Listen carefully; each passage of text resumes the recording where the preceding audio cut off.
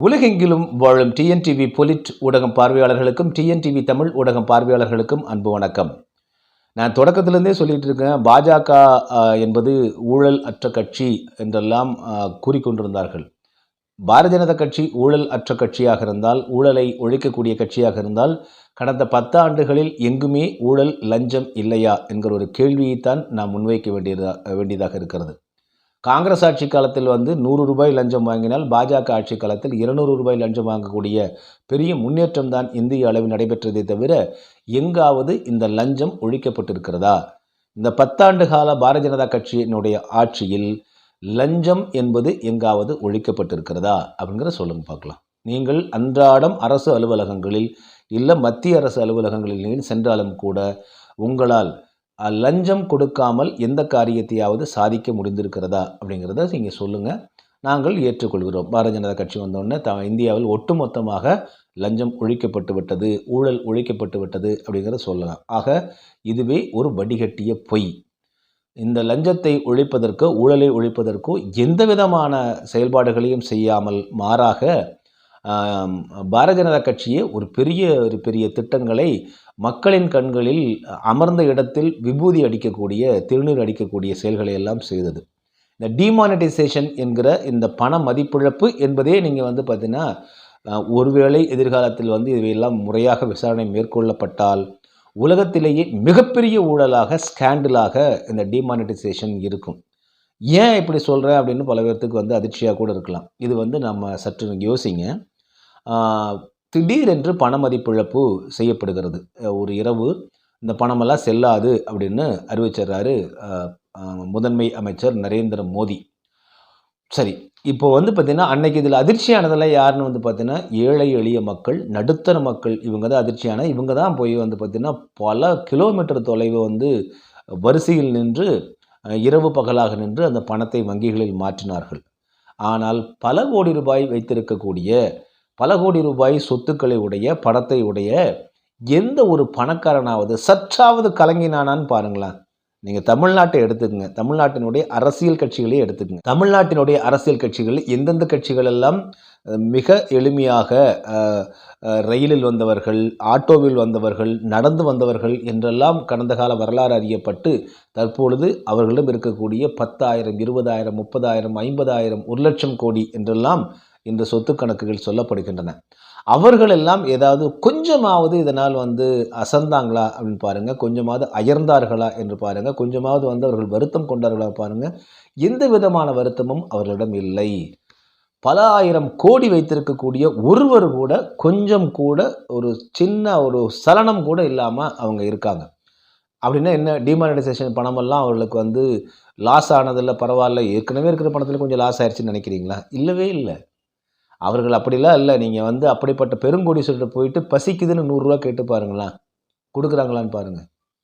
ஆக உங்களுக்கு சோற்றுக்கு வழி இல்லை என்று போய் இந்த கோடீஸ்வரர்களிடம், இந்த அரசியல் தலைவர்களிடம், பெரும் பணம் கொடுத்த அரசியல் தலைவராக போய் 100 ரூபாய் கேட்டிங்கன்னா சோத்துக்கு தர மாட்டாங்க. அப்படிப்பட்டவங்க எப்படி நீங்கள் அவ்வளவு பணத்தை இழப்பார்கள்? ஒன்று, இவர்களுக்கெல்லாம் முன்கூட்டியே அறிவிக்கப்பட்டு இவர்கள் பணத்தை மாற்றியிருக்க வேண்டும், அல்லது பணத்தை தங்கமாகவோ அல்லது சொத்தாகவோ மாற்றியிருக்க வேண்டும். ஒன்று. இரண்டாவது, டிமானிட்டைசேஷன் அறிவிக்கப்பட்ட பிறகு இவர்களுக்கெல்லாம் பணம் மாற்றி கொடுக்கப்பட்டிருக்க வேண்டும். 2 தான் வாய்ப்புகள் இருக்குது.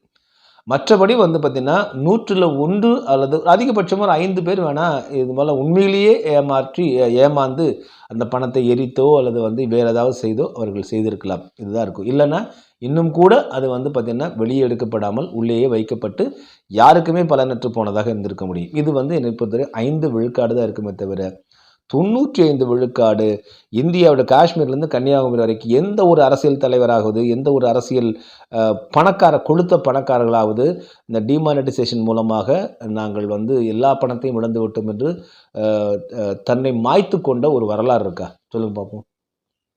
யாருக்குமே எந்த ஒரு சலனமும் இல்லை. நடுத்தர மக்கள் தான் பாதிக்கப்பட்டாங்க. எத்தனையோ வயதான பாட்டிகள் எல்லாம் மாரடைப்பு செத்து போயிட்டாங்க. ஐயோ, பணம் இருக்கிற பணமும் போச்சு அப்படிங்கிற பயத்தில் கொஞ்சோண்டு பணம் இல்லை வந்தவங்க இறந்து போனாங்க. பெருங்கோடீஸ்வரர்லாம் ஒருத்தனும் சாகலை, ஒருத்தியும் சாகவில்லை. ஏன்? அப்போது இவர்களுக்கெல்லாம் நான் ஏற்கனவே குறிப்பிட்டதை போல இது தொடர்பான முன்னறிவு இருந்திருக்கிறது ஒன்று. சரிங்களா? சரி, இப்படி மாற்றி கொடுக்கறது பல்காக மாற்றி வங்கிகளில் போய் மாற்றினா வரிசையில் நின்று மாற்றி கொடுத்தா நமக்கு வந்து கொஞ்சம் தான் மாற்ற முடியும், இவ்வளோ தான் மாற்ற முடியும் அப்படின்னு அளவு வச்சுருந்தாங்க. இப்படி பெரிய அளவில் பெரிய பெரிய பல்காக இருக்கக்கூடிய பணத்தை எல்லாம் எப்படி மாற்றியிருப்பாங்க? அப்போ அதுக்கு ஒரு கழிவு கமிஷன் பெற்றிருக்க வேண்டுமே அல்லவா? கமிஷன் வாங்காமல் செய்ய முடியாதுல்ல.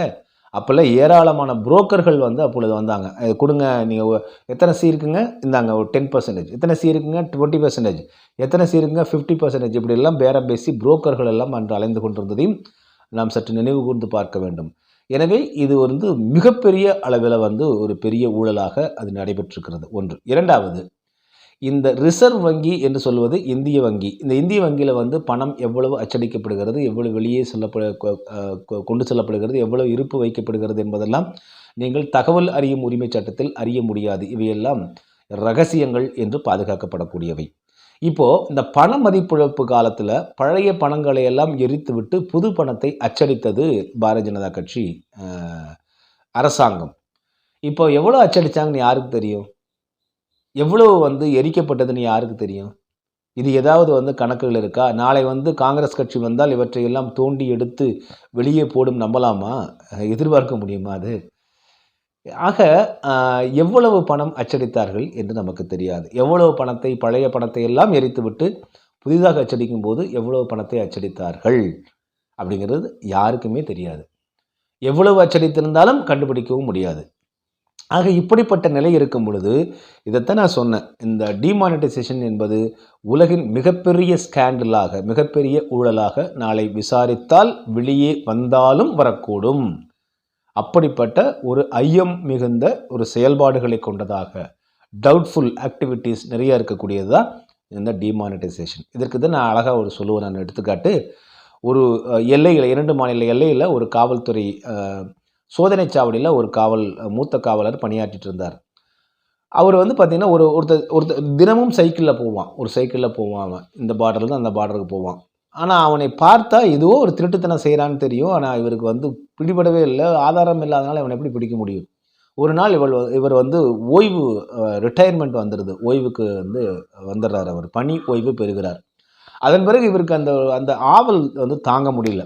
ஒரு நாள் என்ன செஞ்சார், முடிஞ்சதுக்கு பிறகு வந்து அந்த சைக்கிளில் போகிற ஆளை நிறுத்தி, எப்பா நான் இப்போ போலீஸ்காரன் கிடையாது, நான் வந்து பணி ஓய்வாயிட்டேன், ஆனால் நீ ஏதோ ஒரு திருட்டுத்தனம் பண்ணுறேன்னு மட்டும் தெரியுது, நானும் 15 வருஷத்துக்கு மேலே உன்னை பார்க்குறேன், என்ன திருட்டுத்தனம் பண்ணுறேன்னு மட்டும் சொல்லு அப்படின்னு கேட்டிருக்காரு.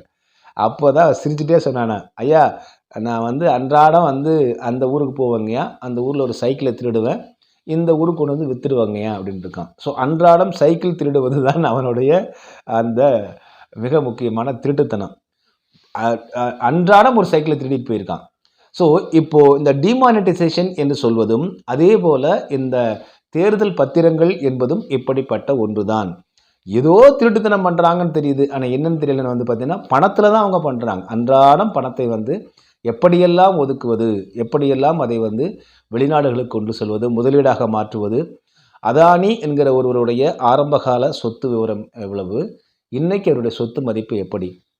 திரைப்படத்தில் கூட வந்து பார்த்திங்கன்னா ஒரு பாட்டு முடிகிறதுக்குள்ளே பெருங்கோடீஸ்வரர் ஆயிடுவாங்க பார்த்திங்களா, அந்த மாதிரி இந்த 10 ஆண்டுகளில் பெருங்கோடீஸ்வரரான வந்து அதானி என்பது இன்னொரு எடுத்துக்காட்டு. இந்த சைக்கிள் எடுத்துக்காட்டை நினைவில் வச்சுட்டிங்க அப்படின்னா மிகப்பெரிய ஊழல்கள், மிகப்பெரிய scandal, behind every great fortune there is a crime என்று ஆங்கிலத்தில் ஒரு பழமொழி உள்ளது. அதாவது மிகப்பெரிய அதிர்ஷ்டத்தின் பின்னால் நிச்சயமாக ஒரு குற்றச்செயல் இருக்கும், ஒரு குற்றம் இருக்கும் அப்படிங்கிறது தான் இதனுடைய பொருள். ஆக இந்த திடீர் பணக்காரர்களாக, திடீர் கோடீஸ்வரர்களாக அதானி ஆனதற்கு பின்னணியிலும் மிகப்பெரிய குற்றம் இருக்கிறது. ஆக டிமானிட்டைசேஷன், அதே போல் அதானியினுடைய அபரிமிதமான வீக்கம், அதுக்கு பேர் வளர்ச்சி கிடையாது, வீக்கம். அதன் பிறகு வந்து பார்த்திங்கன்னா இந்த தேர்தல் பத்திரங்கள் மூலமாக பணம் திரட்டியது. உலகத்திலேயே தன்னுடைய சொந்த நாட்டு மக்களை வரிசையாக நிற்க வச்சு மூஞ்சில் விபூதி அடித்த ஒரு செயல்னு வந்து பார்த்திங்கன்னா அதுதான் இந்த எலக்ட்ரல் பாண்ட்ஸ் என்று சொல்லக்கூடிய தேர்தல் பத்திரங்கள். இந்த தேர்தல் பத்திரங்களுக்கு ஏற்ப என்ன பண்ணுது அப்படின்னா பாரதிய ஜனதா கட்சி அரசாங்கம் ஒரு சட்ட திருத்தத்தை கொண்டு வருது. அதன் மூலமாக அரசியல் கட்சிகளுக்கு நன்கொடை அளிக்க விரும்புபவர்கள் ஸ்டேட் பேங்க் ஆஃப் இந்தியா மட்டும், அந்த பேங்க் மட்டும்தான், சரிங்களா, ஸ்டேட் பேங்க் ஆஃப் இந்தியாவில் போயிட்டு 20,000 ரூபாய் மதிப்புள்ள பத்திரங்களை வாங்கி கொள்ளலாம். அந்த பத்திரங்களை வாங்கக்கூடிய நிறுவனங்களை பற்றின எந்த ரகசியமும் வெளியே தெரியாது. அவன் கொலை செய்து அந்த பணத்தை 20,000 சம்பாதிச்சானா, கொள்ளையடித்து சம்பாதித்தானா, அல்லது போதை மருந்து கடத்தி சம்பாதித்தானா, அல்லது பயங்கரவாத செயல் மூலமாக சம்பாதித்தானா கணக்கே கிடையாது. கொண்டு போய் 20,000 மினிமம் 20,000 பாண்ட், இப்படி எத்தனை பாண்டுகள் வேணாலும் வாங்கிக்கலாம். இப்படி வாங்கப்பட்டது தான் வந்து பார்த்திங்கன்னா ஆயிரக்கணக்கான கோடி ரூபாய் மதிப்புடைய இந்த பத்திரங்கள். இந்த பத்திரங்களை பாரதிய ஜனதா கட்சி கொடுத்தவங்கலாம் யாருன்னு இந்த உச்சநீதிமன்றத்தினுடைய தலையீட்டுக்கு பிறகு வந்து பார்த்திங்கன்னா அதிர்ச்சி இந்திய முழுவதும் மட்டும் இல்லை, உலகம் முழுவதும் நிலவுகிறது. தலைமை நீதிபதி திரும்ப கேட்குற சீரியல் நம்பரோட வெளியிடுங்கன்னா, இல்லை சீரியல் நம்பர் வந்து அல்ட்ரா வயலட் இன்ஃப்ராரெட் மூலமாக தான் நாங்கள் பார்க்க முடியுங்கிறதுனால எப்படியாவது அதை வெளியிடுவதற்கான முயற்சிகளை மேற்கொள்கிறோம் என்று அரசு தரப்பில் சொல்லப்படுகிறது. இந்த சீரியல் நம்பரெல்லாம் பார்த்தது, குறிப்பாக பாரதிய ஜனதா கட்சிக்கு பணம் அளித்தவர்கள் பட்டியலெல்லாம் பார்த்ததுக்கு பிறகுதான் மாபெரும் அதிர்ச்சி ஏற்பட்டது. எந்தெந்த நிறுவனங்களிலெல்லாம் இடி என்று சொல்லக்கூடிய என்ஃபோர்ஸ்மெண்ட் டைரக்டரேட் விசாரணை மேற்கொள்ளப்பட்டதோ, இன்கம் டேக்ஸ் ரெய்டு நடத்தப்பட்டதோ, இடி ரெய்டு நடத்தப்பட்டதோ, அந்த நிறுவனங்களெல்லாம் பணம் கொடுத்துருக்கான். ஆக பணம் பிடுங்குவதற்காக நடத்தப்பட்டது தான் இந்த இடி மற்றும் ஐடி ரெய்டுகள் என்பதும் பாரதிய ஜனதா கட்சியினுடைய முகமூடி கிழிந்து தொங்குவதற்கு மற்றும் ஒரு நிகழ்வாக ஆகிவிட்டது. ஆக டிமானிட்டைசேஷனுக்கு அடுத்தது மிகப்பெரிய ஊழல் என்று சொன்னால், ஸ்கேண்டல் என்று சொன்னால் இந்த தேர்தல் பத்திர ஒரு ஊழல் என்று தான் சொல்லலாம். ஊழல் என்று தான் சொல்ல வேண்டும். ஊழல் தான் அது. மக்கள் மத்தியில் விபூதி அடிச்சுட்டு ஏதோ என்ஃபோர்ஸ்மெண்ட் டைரக்டரேட் இந்தியா முழுவதுமே மிகச்சரியாக வெளிநாட்டு பணத்தை எல்லாம் வந்து பிடித்து கொண்டு வந்து ஏழை மக்கள் ஒவ்வொரு மக்களுடைய அக்கௌண்ட்டில் 15 லட்சம் ரூபா போடுவாங்கன்னு பார்த்தா எல்லா திருட்டு பசங்ககிட்ட இருந்தும் பணத்தை வாங்கி தங்கள் கைப்பைக்குள் செருக்கி கொண்டிருக்கிறது இந்த பாரதிய ஜனதா கட்சி. இதில் ஹப்கோ HUBCO என்கிற ஒரு நிறுவனம். இந்த நிறுவனம் யாரான்னு பார்த்தா பாகிஸ்தான் நிறுவனம். இந்த பாகிஸ்தான் நிறுவனத்துக்கிட்டே இவங்க கிட்டத்தட்ட 400 கோடிக்கு பக்கமாக பாரதிய ஜனதா கட்சி பணம் வாங்கியிருக்கு. எந்த பாகிஸ்தானை பாகிஸ்தானே அப்படின்லாம் கத்திட்டு இருந்தாங்களோ, சர்ஜிக்கல் ஸ்ட்ரைக் இல்லாமல் என்று அடித்து பயங்கரவாதிகளை ஒழித்து கட்டியதாக கூறினார்களோ, அந்த பாகிஸ்தானுடைய நாட்டிலிருந்து ஒரு நிறுவனத்திடமிருந்து இவர்கள் வந்து 400 கோடி பக்கமாக பணம் வாங்கியிருக்காங்க. இது பாரதிய ஜனதா கட்சியினுடைய லட்சணம். இது ஊழலை ஒழித்த, லஞ்சத்தை ஒழித்த லட்சணம். இது அடுத்தது வந்து பார்த்திங்கன்னா நம்ம ஊரில் இந்த திராவிட கோஷ்டி, நாங்கள் டிராவிடியன் ஸ்டாக், தேர்தலுக்கு முன்பு தமிழர் இருப்பாங்க, தேர்தல் முடிஞ்சுன்னா டிராவிடியன் ஸ்டாக்கும்பாங்கல்ல, இந்த ட்ராமா கோஷ்டி. இந்த ட்ராமா கோஷ்டி வந்து பார்த்திங்கன்னா 509 கோடி ரூபாய் நிதி பெற்றிருக்கிறது. யாரோட? ஃபியூச்சர் கேமிங்ஸ் என்கிற ஒரு நிறுவனத்திடமிருந்து. இந்த ஃபியூச்சர் கேமிங்ஸ் நிறுவனம் யாரான்னு பார்த்தா லாட்டரி அதிபர் மார்ட்டினுடைய நிறுவனம். லாட்டரி சீட்டு அப்படிங்கிறது வந்து நீங்கள் கேரளாவில் லாட்டரி இருக்குது. அது வந்து அண்ணா ஒரு தடவை வந்து சொன்னார், விழுந்தால் வீட்டுக்கு விழாவிட்டால் நாட்டுக்கு அப்படின்னு. அப்போல்லாம் ₹1 டிக்கெட்டாக கொண்டு வந்தாங்க.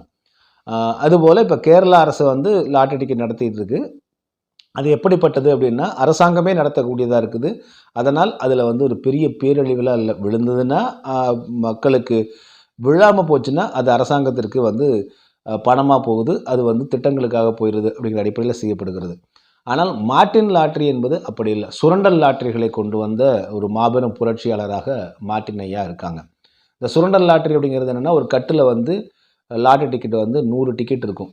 நீங்கள் அந்த கட்டில் வந்து ₹100 கொடுத்து ₹1 ஒரு டிக்கெட் வாங்கினீங்கன்னா அதை நீங்கள் சுரண்டணும். நீங்கள் வந்து இந்த இப்போது டேட்டா கார்டுக்கெல்லாம் இருக்கு இல்லையா, பின்னாடி சுரண்டல, அப்போ வந்து நாணயத்தை வைத்து சுரண்டினீங்கன்னா அதில் பரிசு விழுகும். ₹10 விழுந்த உடனே நம்மால் குஷியாகி பூராத்தையும் சுரண்டுவான்.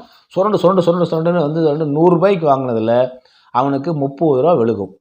அப்பா ₹30 பரிசு விழுந்துருச்சு, இன்னொரு கட்டு வாங்கு அப்படிமா. இன்னொரு ₹100 அந்த கட்டை வாங்குவான்.